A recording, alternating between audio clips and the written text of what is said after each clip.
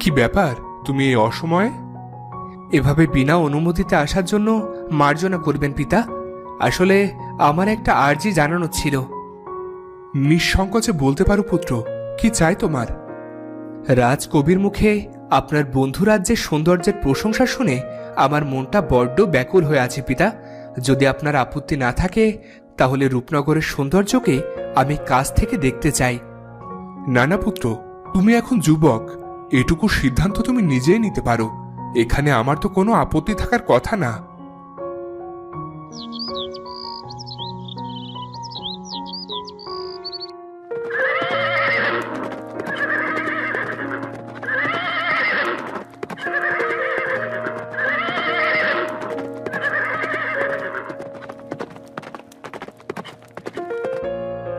বাহ, চোখ জুড়িয়ে গেল।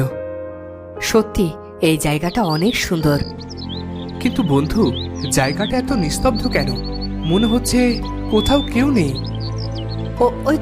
ওই তো শাহজাদা, অনেকগুলো মানুষ একসঙ্গে দাঁড়িয়ে আছে। তুমি কি শুনতে পাচ্ছ? ওরা কান্না করছে। হ্যাঁ তাই তো, কি হয়েছে ওদের? নিশ্চয় কোনো সমস্যা হয়েছে, চলো দেখি কি হয়েছে। কি হয়ে গেল আমার মেয়ের? কি হয়ে গেল? হে খোদা, এরকম কেন হলো? তোমাদের শয়তানি বুড়ি পাঠিয়েছে, তাই না? তোমরা তোমরা আবার এসেছো আমাদের মেয়েদেরকে নিয়ে যেতে? মনে রেখো, উপরওয়ালা তোমাদের কোনো দিনই ক্ষমা করবে না। আপনারা আমাকে ভুল বুঝছেন, আমি তাজ। হ্যাঁ, সে অবন্তিপুরের শাহজাদা তাজ। তাজ? অবন্তিপুরের শাহজাদা? শাহজাদা তাজ? শয়তানি বুড়ি জালেমার জন্য আমরা শেষ হয়ে যাচ্ছি। সে আসে আর গ্রামের সব যুবতী মেয়েদেরকে তুলে নিয়ে যায়। যদি জালেমা আপনাদের উপর এতই অত্যাচার করে আর এর মোকাবেলা যদি নাই করতে পারেন, তাহলে চলে যাচ্ছেন না কেন? কোথাও যেতে পারবো না আমরা। কেন? ওর পাহারাদার জিন আমাদের চারপাশ থেকে ঘিরে রেখেছে। তাছাড়া সে শেহজাদি আফসানাকেও অপহরণ করেছে। এখন আমরা যদি রাজ্যত্যাগের চেষ্টাও করি তাহলে শেহজাদির সাথে খুব খারাপ হবে। তাজ, তুমি কি আমাদের জালেমার অত্যাচার থেকে বাঁচাতে পারবে? আমি চেষ্টা করব। হ্যাঁ, আমরা চেষ্টা করব, আর আমাদের চেষ্টা কখনো বৃথা যাবে না। কিছু একটা করো শেহজাদা, আমাদের মেয়েদের বাঁচাও। এই জালেমা কোথায় থাকে? আসুন আসুন, আমি আপনাকে দেখাচ্ছি, আসুন।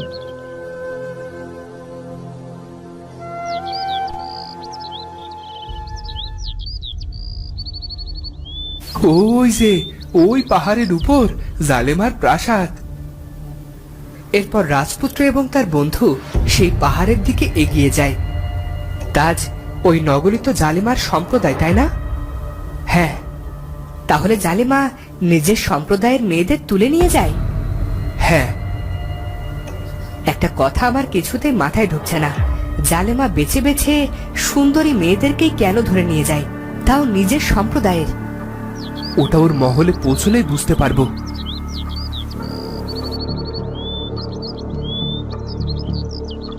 ওদিকে কালো পোশাকে আবৃত শয়তানের দাসীরা সুন্দরী মেয়েদের জালেমা বুড়ির সভায় হাজির করে। বুড়ি তখন সিংহাসনে বসেছিল। ছেড়ে দাও আমাদের। কথা না বলে চুপচাপ চল। ছাড়ো, ছেড়ে দাও আমাদের।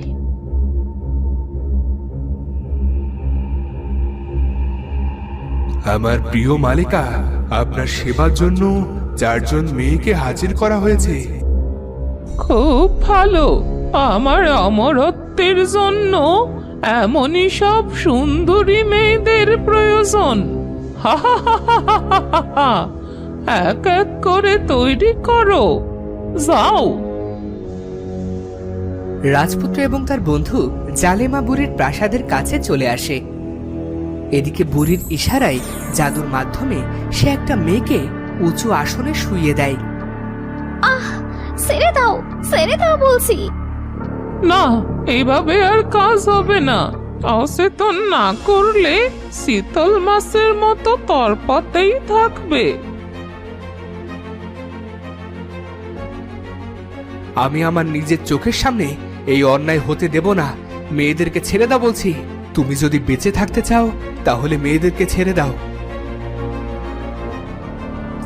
আর যদি আমি এটি না করি তবে আমাকে মেরে ফেলবে? হ্যাঁ হ্যাঁ, আমার শক্তি সম্পর্কে জানো না তুমি? এদের রক্তে গোসল করে আমার জাদু শক্তি দিয়ে এদের দেহকে আমি শূন্যে ভাসিয়ে দেই। বাঁচাও তাজ, এই সালেমার হাত থেকে আমাদের তুমি রক্ষা করো।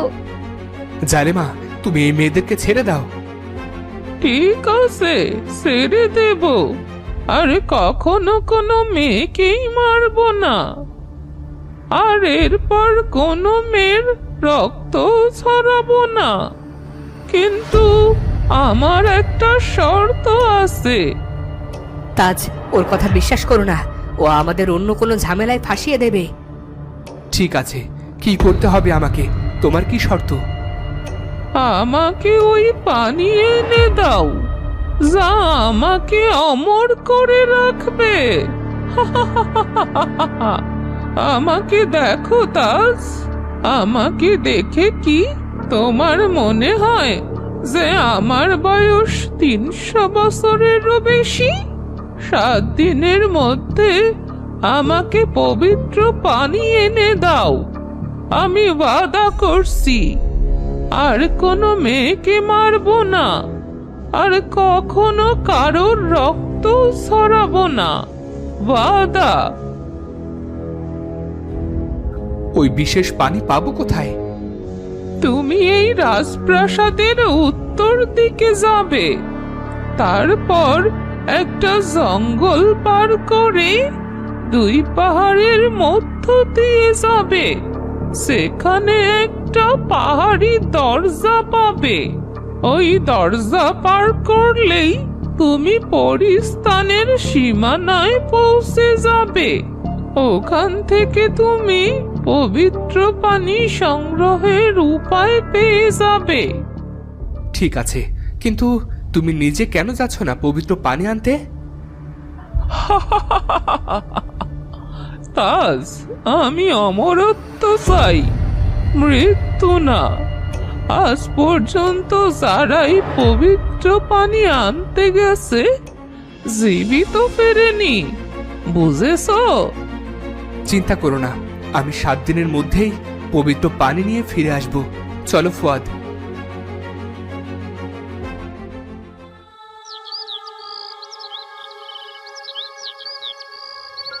কোথায় যাচ্ছি? কি হলো তাজ, কথা বলছো না কেন?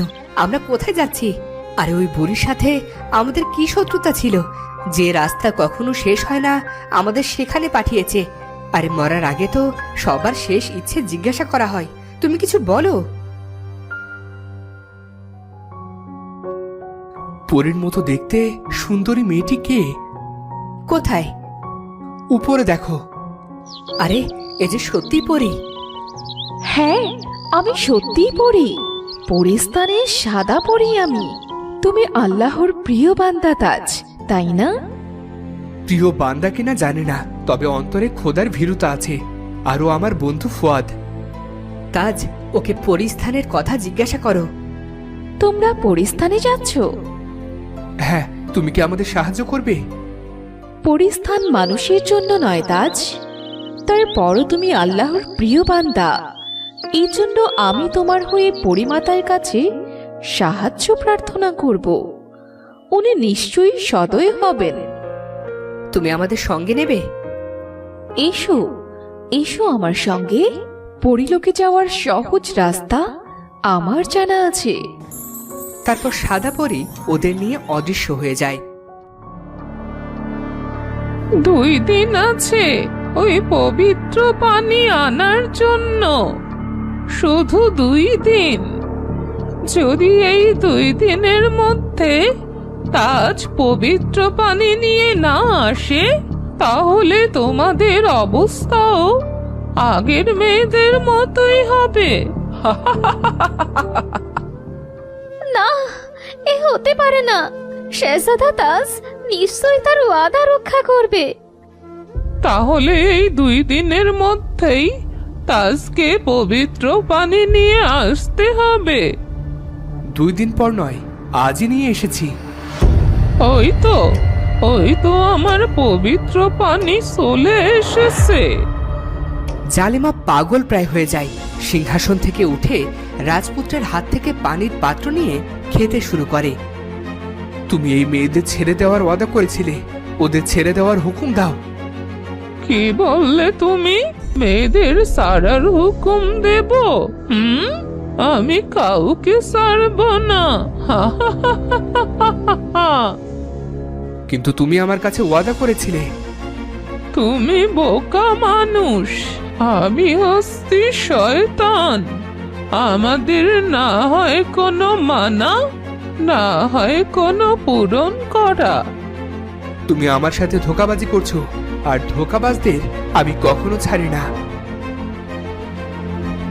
তুমি আমাকে মারতে পারবে না, কারণ তুমি জানো যদি তুমি আমাকে মেরে ফেলো তাহলে এরা সবাই মরে যাবে, আর তারপর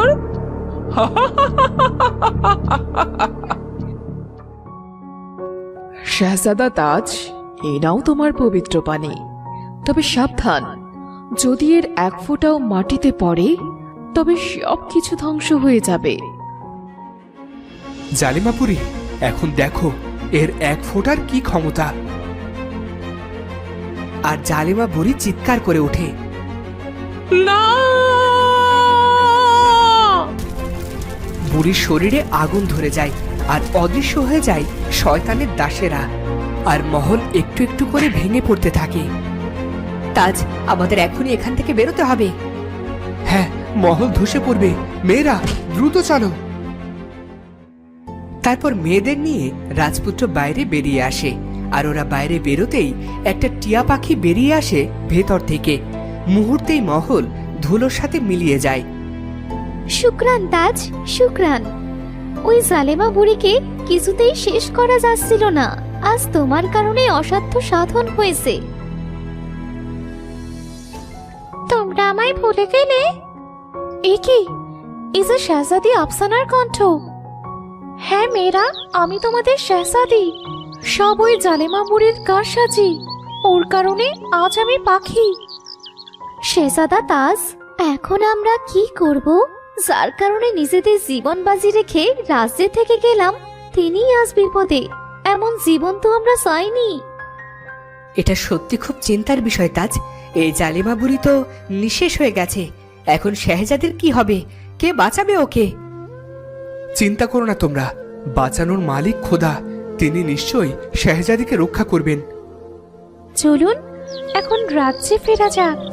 ওদের সবার বাবা মাই পথ চেয়ে বসে আছে।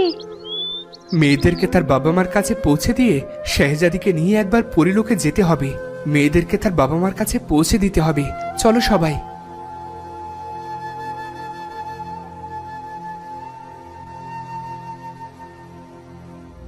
এদিকে যখনই রাজপুত্র মেয়েদেরকে তার বাবা মার কাছে পৌঁছে দিল, শাহজাদি আবারও তার মানুষ রূপ ফিরে পেল। যাক, আমাদের আশা খোদা পূর্ণ করেছে। চলো এবার মহলে ফিরে যাই। তো বন্ধুরা, ভিডিওটি কেমন লাগলো? যদি ভালো লাগে চ্যানেলটি সাবস্ক্রাইব করে বেল আইকনটি বাজিয়ে দিও। দেখা হচ্ছে পরের ভিডিওতে। ধন্যবাদ।